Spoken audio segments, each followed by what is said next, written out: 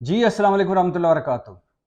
दो मौजू हैं जिन पर आज बात करनी है। एक मौजू है पीडीएम हुकूमत हुक्मरान इत्तेहाद का बजट, और दूसरा मौजू है शाह महमूद कुरैशी और इमरान खान की दूसरी मुलाकात, परवेज़ खटक का खैबर पख्तूनख्वा में ग्रुप, और क्या होने जा रहा है इमरान खान साहब के हवाले से। सबसे पहले बात कर लेते हैं बजट पर।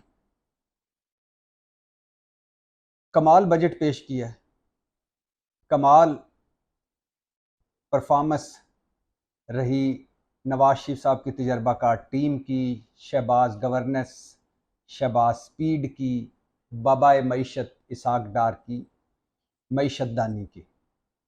15 महीनों में इन सारों ने मिलकर मुल्क का सवा सत्यानाश कर दिया, और ये 75 साल तारीख की सबसे बदतरीन हुकूमत साबित हुई।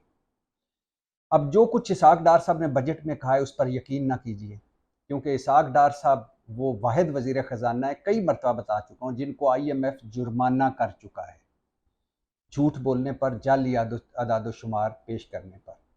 और दूसरी बात यह है कि जो कुछ उन्होंने कहा है वो कुछ और है, जो कुछ होने वाला है इस पाकिस्तानी कौम के साथ वो कुछ और है। और फिर ये अभी एक वफाकी बजट आया, इसके बाद हर दूसरे महीने मिनी बजट भी आएंगे। दूसरी बात यह है कि अब इन्होंने तनख्वाहें बढ़ाई हैं, पेंशन बढ़ाई है। अब ये IMF से पूछा है इन्होंने या नहीं, ये छोड़ दीजिए। ये बारूदी सुरंगें बिछा के जा रहे हैं कि IMF की मर्जी के खिलाफ तनख्वाहें बढ़ा रहे हैं, ये भी छोड़ दीजिए। और ये पैसे कहाँ से आएंगे जो ये तनख्वाहें बढ़ाई हैं, क्योंकि हमारे पास तो पैसा है ही कोई नहीं, ये भी छोड़ दीजिए। ये तनख्वाह बढ़ाना ऐसे ही है, 15 महीनों की इनकी कारकर्दगी अगर सामने रखी जाए तो ये तनख्वाह बढ़ाना ऐसे ही है जैसे किसी से घर छीन कर उसको तंबू कनात दे दी जाए कि जा इसमें रहे, मौजें कर। और ये पेंशन बढ़ाना ऐसे ही है, इनकी 15 महीने की कारकर्दगी सामने रखी जाए कि जैसे किसी का सर फाड़ कर उसको सर दर्द की गोली दे दी जाए कि जा गोली खा और इंजॉय कर। और साफ़ियों के लिए हेल्थ कार्ड, इन्होंने हेल्थ इंश्योरेंस मुतारफ़ कराई है, अच्छी बात है, लेकिन साफ़ियों के लिए काश ये बर्दाश्त कार्ड लॉन्च कर देते, जियो और जीने दो कार्ड लॉन्च कर देते, लाइफ इंश्योरेंस कार्ड लॉन्च कर देते तो ज़्यादा अच्छा था। अब है ये कि इनका इक्तसादी सर्वे, इनका अपना इक्तसादी सर्वे जो बजट से एक दिन पहले इन्होंने पेश किया है, वो पहले भी मैं बता चुका हूँ, लेकिन 4 पॉइंट्स उसके सुन लीजिए, आपको बजट का सारी सूरत हाल सामने आ जाएगी। ये खुद कहते हैं, इन्होंने खुद बताया, हुकूमत ने, इसहाक डार साहब ने खुद बताया बजट से एक दिन पहले कि मुआशी अहदाफ या हदफ जो हमने मुकर्रर कर रखे थे वो इस साल भी पूरे नहीं हुए और अगले साल भी पूरे नहीं होंगे। नंबर 2, शरह तरक्की जो 5% थी PTI की हुकूमत में, वो 0.29 पर आ गई। नंबर 3, मुल्की मईशत सुकड़ कर 341 अरब डॉलर पर आ गई। नंबर 4, फीकस आमदनी में 11% गिरावट आई। नंबर 5, कर्जों पर सूद की अदायगी 69%। और IMF इनको आखिरी वार्निंग दे चुका है कि आपके 3 वादे पूरे नहीं हुए, वो वादे पूरे करें वरना प्रोग्राम नहीं होगा। और IMF के हवाले से मिफ्ता साहब कह रहे हैं कि IMF इस हुकूमत यानी इसहाक डार और शहबाज हुकूमत पर एतबार नहीं कर रहा। और खुरम दस्तगीर साहब कह चुके हैं कि दोस्त ममालिक हम पर भरोसा नहीं कर रहे। ये तय है कि IMF अगर हमारे साथ नहीं आएगा तो दोस्त ममालिक भी पैसे नहीं देंगे, कमर्शियल इदारे भी पैसे नहीं देंगे, और 3 साल में हमने 70-72 अरब डॉलर वापस करना है। और मज़े की बात है कि 14,000 अरब का ये जो बजट है, इसमें खसारा है 7,000 अरब का, 6 से 7,000 अरब का, और उसके अलावा 9,000 अरब जो है वो नए टैक्स लगेंगे। महंगाई और बढ़ेगी, बेरोजगारी और बढ़ेगी, गुर्बत और बढ़ेगी। अब इनके बजट को सामने रखें तो ऐसे ही है कि सेहत के लिए लिख देना चाहिए था कि सारे अल्लाह व शाफी का वजीफा किया करें। क्योंकि सेहत के लिए तो कोई पैसे नहीं है। तालीम के लिए रब्बे ज़िदनी इल्मा का वजीफ़ा करें और रिज़्क़ के लिए वल्लाहु खैरुर राज़िकीन का वजीफ़ा करें। अब आखिरी बात, नवाज शरीफ साहब ने हुकूमत में आकर अपने सबसे बड़े सियासी मुखालिफ से जान छुड़वा ली, वो भी फ़ायदे में, अब वो मुल्क चला रहे हैं। शहबाज शरीफ साहब को वजारत उज़्मा का मनसब मिल गया, हालांकि उन्होंने उन पर फ़र्द जुर्म आयद होनी थी, हो सकता है वो जेल चले जाते, वो भी फ़ायदे में। मौलाना साहब के सारे बेटे समेत सारे जो हैं वो वजारतों में चले गए, रिश्तेदार। समधी जो है KP का गवर्नर बन गया और मौलाना साहब की 5 उंगलियां घी में हैं, वो भी फ़ायदे में। जरदारी साहब का बेटा 50 के करीब मुल्क फिर चुका है, अपना CV पेश कर चुका है, वज़ीर खारजा बन चुका है और अगला वजारत उज़्मा का उम्मीदवार है। और जरदारी साहब ने सारे अपने मरे मुक्के लोग वज़ीर मशीर बनवा लिए, वो भी फ़ायदे में। और इसहाक डार साहब वापस आकर, जो मफरूर थे, वापस आकर सेनेटर बने, वज़ीर ख़जाना बने, अपना जो घर और पैसे उनके फ्रीज़ हो चुके थे वो वापस लिए, मिफ्ता से जान छुड़ाई, वो भी फ़ायदे में। हमें क्या मिला? हमें मिला बाबा जी का ठुल्लू, हमें मिली रिकॉर्ड गुर्बत, रिकॉर्ड महंगाई, रिकॉर्ड बेरोज़गारी और रिकॉर्ड किस्म की आलमी तन्हाई। डॉलर तबाह, स्टॉक एक्सचेंज तबाह, इंपोर्ट एक्सपोर्ट तबाह, ज़राअत तबाह, इंडस्ट्री तबाह, मिडल क्लास तबाह, तनख्वाहदार तबाह और सफ़ेद पोश तबाह और गरीब तबाह। ये जो रियासत बचाने आए थे, इन्होंने अपने आप को बचा लिया, मौजें कर ली और हम खूह खाते में गए। तो क्या बजट, क्या गंजी नहाएगी, क्या निचोड़ेगी। अब आ जाइए शाह महमूद कुरैशी यानी सियासत पर। शाह महमूद कुरैशी साहब की दूसरी मुलाकात हुई है इमरान खान साहब से और सुना जा रहा है कि माइनस इमरान का जो फार्मूला लेकर शाह महमूद कुरैशी ने दूसरी मुलाकात की, उसमें थोड़ी सी पेशरफ्त हुई है। ये आपको मैं बताता चलूँ कि जो बताया जा रहा है, जो सुना जा रहा है, उसके मुताबिक इमरान खान साहब पर बड़े सीरियस चार्जेस हैं। चार्जेस क्या हैं? 3 हैं जो मेजर चार्जेस। एक कि फ़ौज में डिवीजन पैदा करने की कोशिश की तहरीक इंसाफ और इमरान खान ने। दूसरा, फ़ौज और अवाम को लड़ाने की कोशिश की तहरीक इंसाफ और इमरान खान ने। तीसरा, इस सारे काम में उनके राब्ते थे बाहर 2-3 मुल्कों से और एक सुपर पावर से, और इसका सुना जा रहा है कि रिकॉर्ड है, डेटा मौजूद है।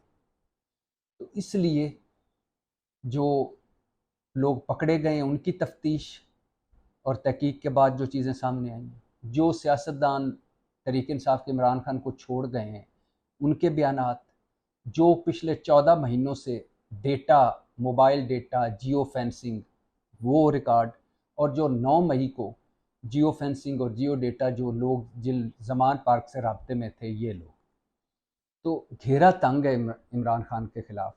गिरफ्तारी किसी वक्त भी हो सकती है और इसलिए बैक डोर पे तहरीक इंसाफ के लोग, शाह महमूद कुरैशी ख़ास तौर पर, इमरान खान के पास ये फार्मूला लेके गए थे कि आप माइनस हो जाएं, आप कुछ अरसे के लिए पार्टी छोड़ दें, मैं पार्टी चलाता हूँ, पार्टी मज़ीद टूट फूट से बच जाएगी और हम ये मुश्किल वक्त गुजार लेंगे और उसके बाद देखेंगे क्या होना है।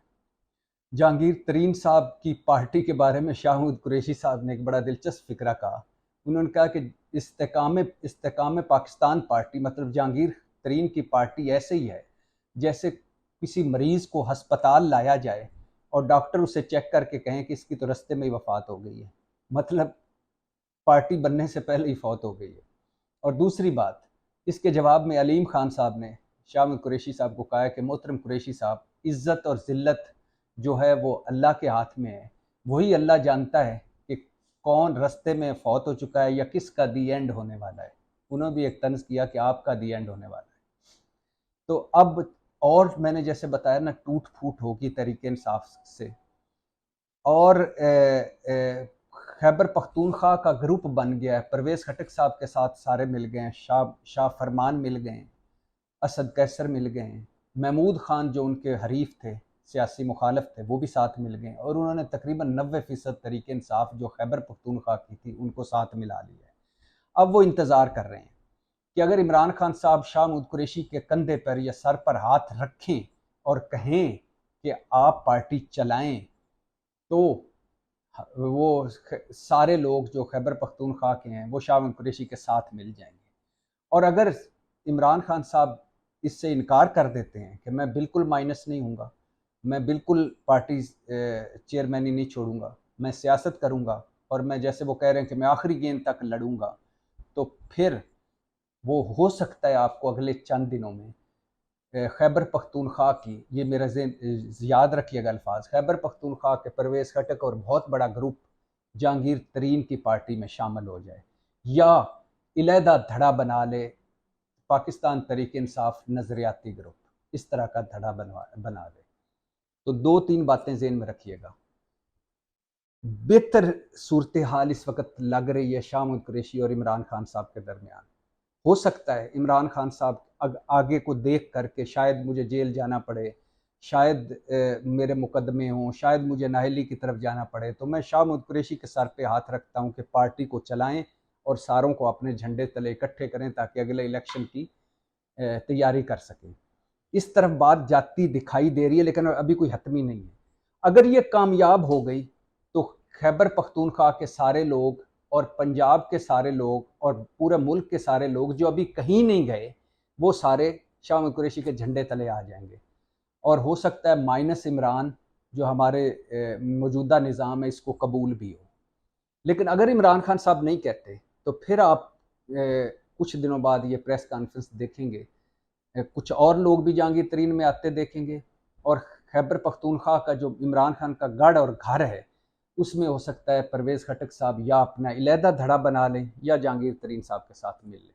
अभी तक तो उन्होंने कहा है कि मेरा जहांगीर तरीन से कोई रब्ता नहीं, लेकिन अंदर खाने राब्ते हैं, मगर ये हतमी फैसला नहीं हुआ।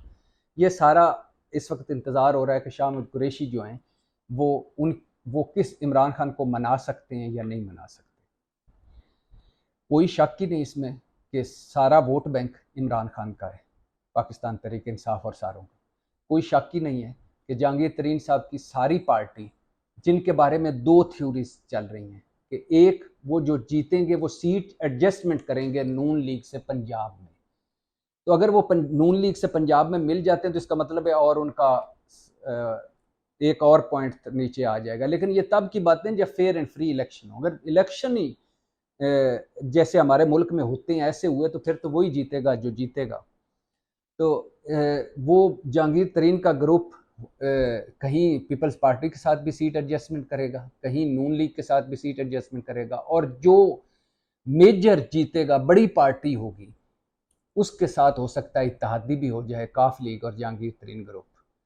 तो अगर इस वक्त शाह महमूद कुरैशी को ग्रीन सिग्नल मिल जाता है इमरान खान की तरफ से तो फिर तो बाकी जो बची मानदा पार्टी है वो एक झंडे तले इकट्ठी हो जाएगी और फिर बड़ा मेजर इलेक्शन मुकाबला होगा, पीडीएम जहांगीर तरीन ग्रुप काफ लीग बा मुकाबला तरीके इंसाफ। लेकिन अगर नहीं होता तो फिर तरीके इंसाफ का इलेक्शन में चले जाना एक मौजज़ा होगा, तरीके इंसाफ के जो उम्मीदवार हैं उनका खड़ा होना एक मौजज़ा होगा और तरीके इंसाफ का इस तरह रह जाना एक मौजज़ा होगा। तो लेकिन अभी बहुत कुछ होना बाकी है, लिहाजा कोई चीज़ हतमी तौर पे नहीं कहा जा सकता, कुछ भी हतमी तौर पे नहीं कहा जा सकता। और अभी तक तो ये भी हतमी नहीं कहा जा सकता कि इलेक्शन 8 अक्टूबर को हो रहे हैं कि नहीं हो रहे। पाकिस्तान जिंदाबाद।